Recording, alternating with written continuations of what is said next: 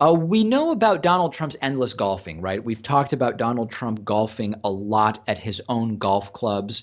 And part of it is that Trump, by golfing at his own golf clubs so frequently, is funneling taxpayer money into his own businesses. That's one issue.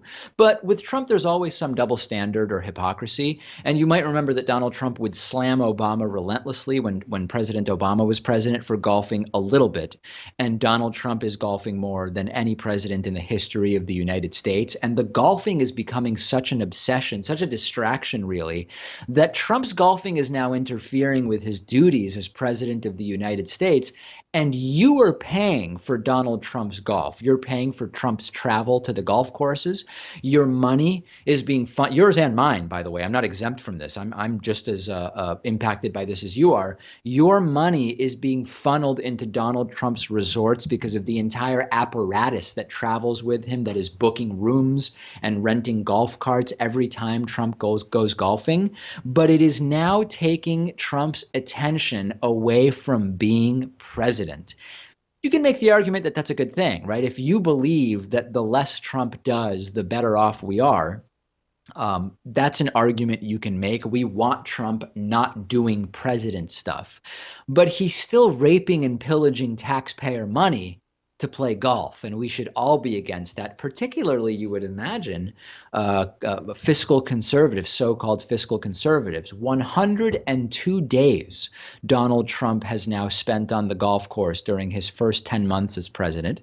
Donald Trump tweeted, and the White House claimed during Thanksgiving, that Donald Trump would be working on job creation and other very important issues during the holiday.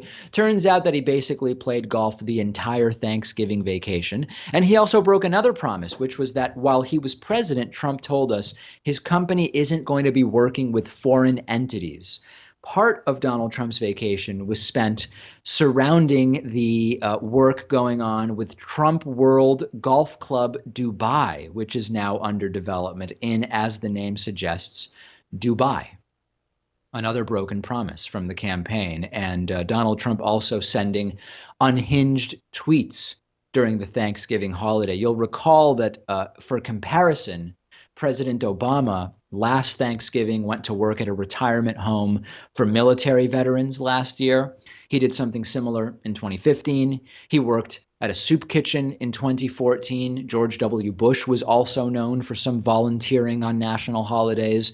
Meanwhile, Donald Trump is golfing and sending angry tweets while development of his foreign golf course continues. And forget about how progressives interpret this chicanery of publishing a busy schedule and then ending up just golfing. How can anyone on the right defend this? Every time we do a story like this, I ask for someone on the right who believes that this is okay or a good thing. Get in touch with me. Explain to me how you defend this. Explain to me how this fits into the idea of personal responsibility, the idea of hard work, the idea of working for the little guy. None of it is happening. Absolutely none of it is happening under Trump, because he's the epitome of the man who should never be a public servant, because he thinks that the public is there to serve him, not the other way around. And again, the only silver lining I can think of here is that we really don't want Trump dismantling society and government. And if he's playing golf, presumably it's a break from destroying our country.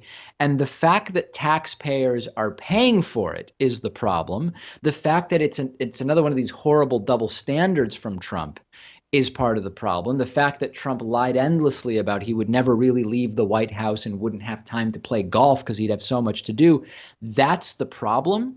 And we also have to realize that the destruction and the dismantling of the U.S. will continue even with Trump when Trump is golfing, because whether Trump is golfing or not, Ajit Pai is going to continue trying to repeal net neutrality, someone that Trump appointed. Whether Trump is cheating on the golf course and trimming the number of strokes required to get those non-existent hole-in-ones reminds me of Kim Jong-un, or Kim Jong-il rather, and his golf lies.